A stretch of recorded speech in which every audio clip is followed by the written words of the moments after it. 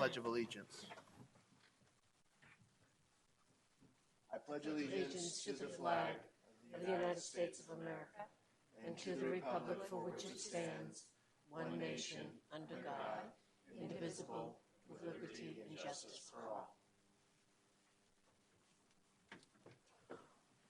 I'll ask that Heather note the roll of the commissioners. And before we move any further, I'd like Katie to introduce the two new commissioners before we move into business, please. Thank you, Chairman. I am pleased to announce we now have a full commission.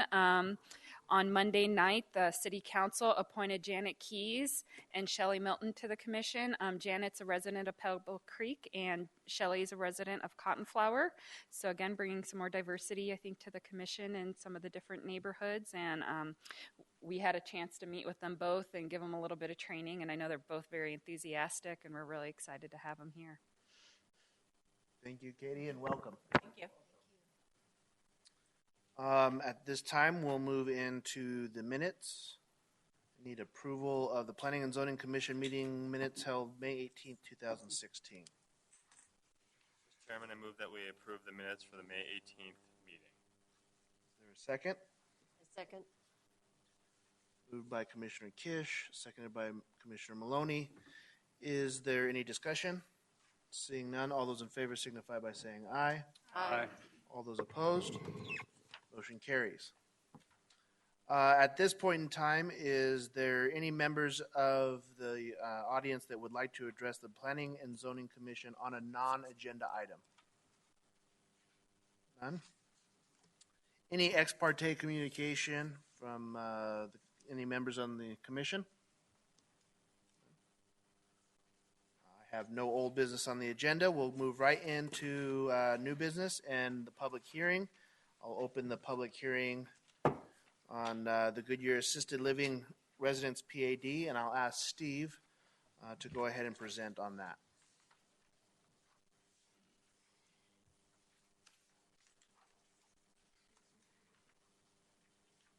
Thank you, Mr. Chairman, Commission members. We do have a PAD amendment for Goodyear Assisted Living, and that's this parcel right here at Pebble Creek and Virginia.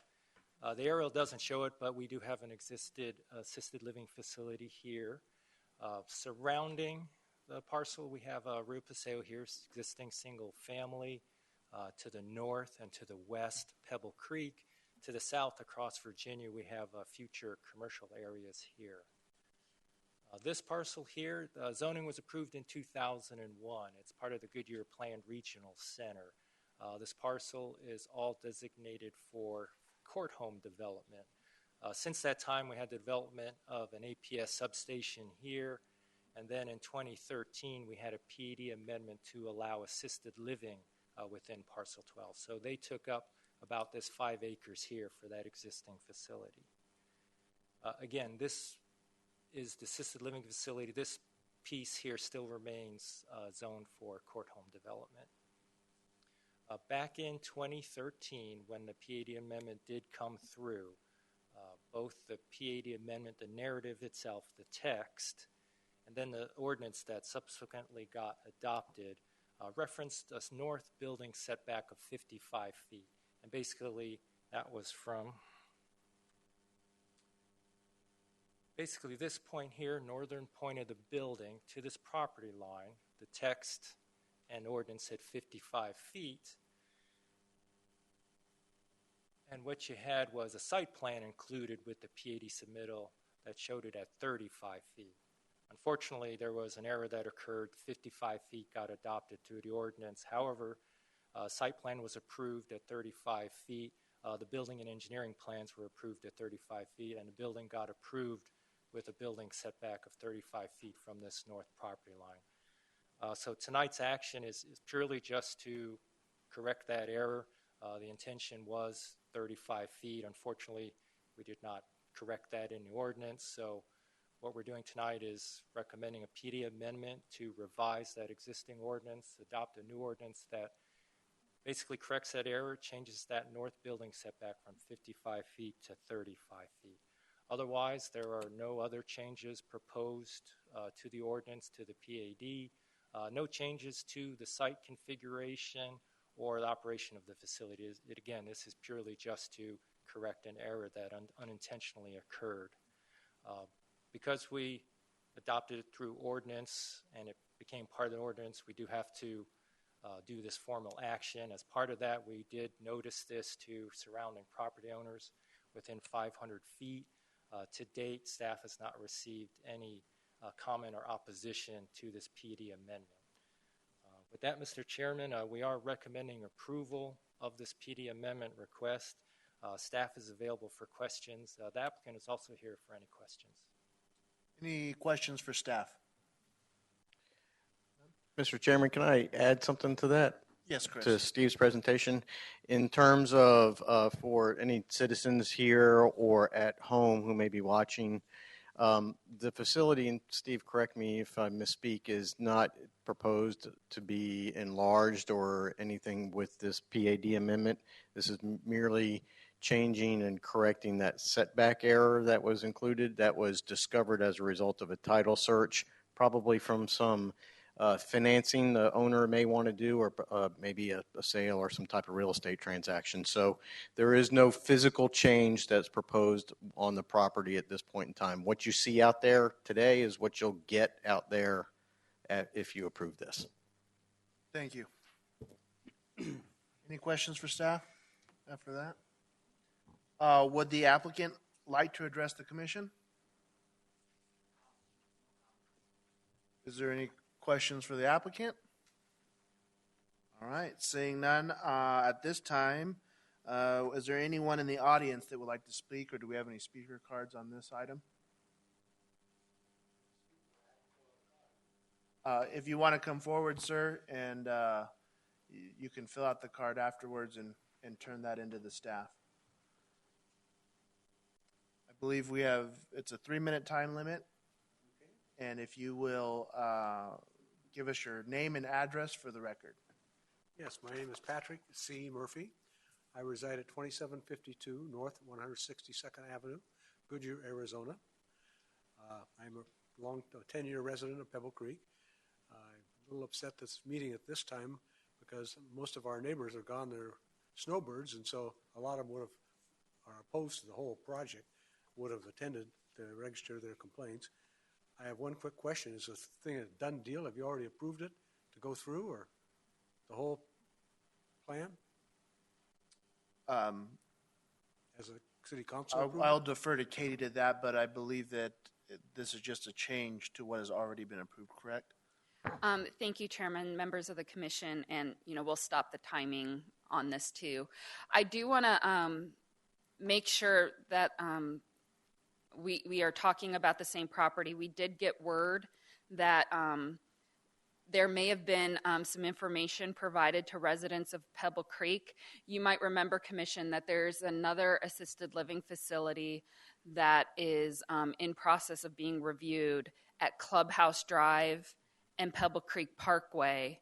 And I just want to clarify that that is not what we are discussing tonight.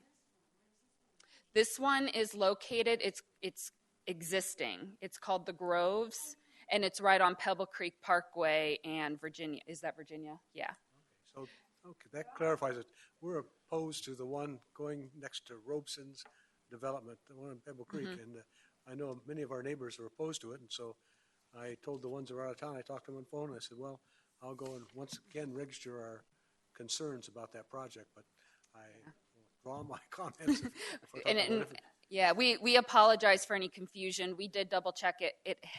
It was noticed correctly by the city, but because that one was recently in with the city, I think whoever puts the newsletter together just wrote Clubhouse instead of Virginia, and there was just a little bit of confusion since we had two similar projects near each other. Because it indicated it was the property that we're concerned with, so in the notice. Thank you. Thank you, Mr. Murphy. You need to slow that? I think we could skip that. Thank you, though. Any other comments? Seeing none, I'll go ahead and close the public hearing. And is there any discussion amongst the commission? All right, I will take a motion on this Mr. Chairman, I move to approve item 16-210-00003 as presented by City Planning staff. Is there a second? Second. It has been moved by Commissioner Barnes, seconded by Commissioner Kish to approve this project. Any discussion? No. All those in favor? Aye. Aye. All those opposed? Motion passes. All right, I will now open the hearing on the special use permit facility for the St. John Vianney Catholic School, and that will be presented by Alex. Thank you, Chairman, members of the Commission, good evening. St. John Vianney Catholic School and Church has made a request to build a new multi-purpose facility at their existing site located on the east side of Goodyear on Central Avenue and Loma Linda Boulevard. It's right next to Loma Linda Park. The property is currently zoned multifamily, or MF24, which is the higher density multifamily in the zoning ordinance. The church, however, was built in 1958, and the progression of zoning over time allowed for the development. However, as it currently stands, the property is a legal non-conforming use. The zoning ordinance does require conformance before any significant changes are made to the site. As some of you may remember, we had a similar situation with Avondale Moose Lodge, where we cemented a rezone application, a special use application, to allow for conformance of the property, and so they can make the amendment to the site in the future. As you can see on this conceptual site plan, the new building will be built to the west, on the western portion of the site, right next to the Loma Linda Park. There's an existing playfield at the location right now, but they will build over that. The multi-purpose facility will include a gymnasium and 10 additional classrooms that will be connected with the existing school facility. Here's some elevations for you to take a look at. It'll be consistent with what's out there. They're lovely. The traffic study was reviewed and approved by engineering department. The traffic pattern will remain as is, and with a pickup and drop off through this drive. No residents had attended the neighborhood meeting that was held on May 24th. All public hearing notifications were satisfied. No comments have been received otherwise, and staff recommends approval. The applicant is available for any questions, and I can answer any questions that I can. Thank you, Alex. Is there any questions for staff? Would the applicant like to address the commission? Mr. Chairman, only if you have questions for me. Any questions for the applicant? Get off easy tonight. Actually, I do have one question. Oh, spoke too soon. There you go. I was looking at one of the documents. It's Section 4, Parking Assessment and Analysis, under conditions of the new facility. It states that the gymnasium is provided for the sole purpose of school functions during school hours, such as indoor athletics, etc.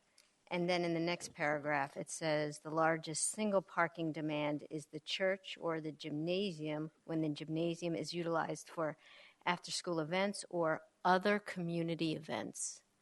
So there seems to be an inconsistency in terms of the gymnasium for the sole purpose of the school function, and then potentially for when the gymnasium will be used for community events. And I didn't see the parking analysis or study, the traffic study, so I just wanted to clarify if that gymnasium will be used for community events. I'll be happy to answer. First of all, Mr. Chairman, for your record, my name is Rod Jarvis. Address is 3101 North Central Avenue, Suite 1000, with the law firm of Earl, Curley, and Lagarde, representing St. John Vianney Church and School. And I'll ask Father Tom to correct me if I'm misstating at all, but my understanding is this gymnasium is being built to answer the needs of the school. Events that would happen typically will happen during school hours, such as obviously use of the classrooms as part of that building, use of the gymnasiums for exercise class, for PE, for recreation, especially when it's hot outside. Now, there could be events in the evening, such as performances of the students for the parents after business hours. I think the intent with regard to the language of community events is simply that the school wishes to be a good neighbor. If the city of Goodyear, for example, needs to have a neighborhood meeting and wants to do that in that area, that's not atypical for example, a zoning attorney such as myself. If I've got a case that involves a particular neighborhood, I look for a place where I can hold a neighborhood meeting. And often in that kind of event, I'll go to a local school, typically a public school, but I could go to a parochial school as well, and ask if we might be able to rent meeting space for the neighbors so they don't have to, for example, come down to the city offices for a neighborhood meeting. I could see the city coming and saying, we have an event that we're putting on in the park, and we'd like to have an exhibit, but it needs to be indoors, and our indoor facility there at Loma Linda isn't sufficient. Your nice gymnasium would be perfect. Could we work something out with you? That sort of thing. Is that correct, Father Tom? Yes. So that's why that community event was listed there. But there is no hidden agenda of now we're going to open this up for some sort of new thing that hasn't been existing in the neighborhood previously.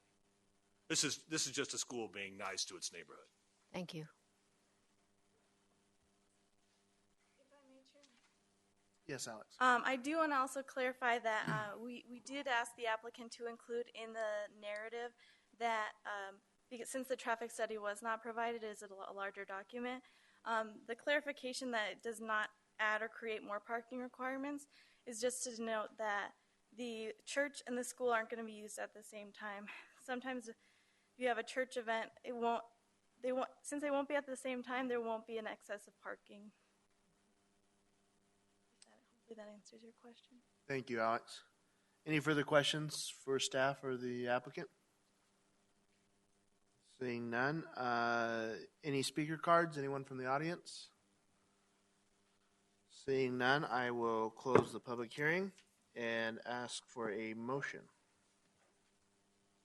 Mr. Chairman, I move that we approve case number 16350-00001 with staff approval. Is there a second? A second. Motion by Commissioner Kish, seconded by Commissioner Maloney. Is there any discussion? All those in favor signify by saying aye. Aye. All those opposed? Motion passes. Thank you. Thank you. Staff communications. Yes, thank you, Chairman. You might have noticed that there is an ethics policy acknowledgement left at each of your places.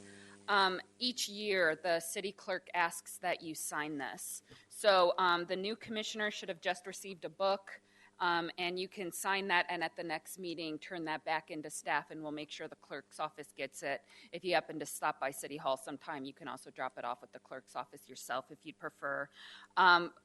So you can do that by next week. The existing commissioners, if you've lost your book, need a new copy, let me know and we'll get that to you. And of course, if you think that the ethics is cemented in your mind already, you can go ahead and sign that tonight and give that if you might forget about it later. So we'll trust that you guys remember it. So that is the only thing I have, so I'll pass it on to Christopher Baker. Thank you, Katie. Commission, as you know, we always like to give you an update of the status of the cases that you've recently made decisions and recommendations on.